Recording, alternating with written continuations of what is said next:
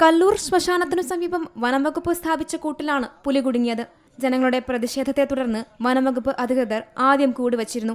ഇതേ തുടർന്ന് മറ്റൊരു സ്ഥലത്തായി പുലിയുടെ ആക്രമണം. തുടർന്ന് അവിടെ രണ്ടാമതൊരു കൂട് കൂടി വെച്ചു. ആ കൂട്ടിലാണ് പുലി കുടുങ്ങിയത്. 2 മാസത്തോളമാണ് പുലി വനംവകുപ്പിനെയും നാട്ടുകാരെയും കുഴപ്പത്തിലാക്കിയത്. നായ, ആട്, കോഴി എന്നിങ്ങനെ നിരവധി വളർത്തുമൃഗങ്ങളെയാണ് പുലി പിടിച്ചിരുന്നത്.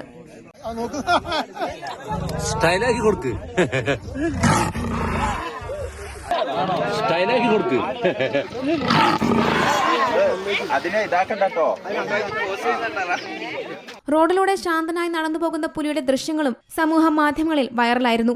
കൂട്ടിലായ പുലിയെ കുപ്പാടിയിലെ മൃഗപരിപാലന കേന്ദ്രത്തിലേക്ക് മാറ്റിയിട്ടുണ്ട്. പുലിയുടെ ആരോഗ്യസ്ഥിതി പരിശോധിച്ച ശേഷം വനംവകുപ്പ് കാട്ടിലേക്ക് തുറന്നുവിടും.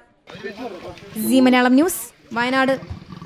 ഏറ്റവും പുതിയ വാർത്തകളും വിശേഷങ്ങളും വിരൽ തുമ്പിലറിയാൻ സീ മലയാളം ന്യൂസ് എല്ലാ ഡിജിറ്റൽ പ്ലാറ്റ്ഫോമുകളിലും ലഭ്യം.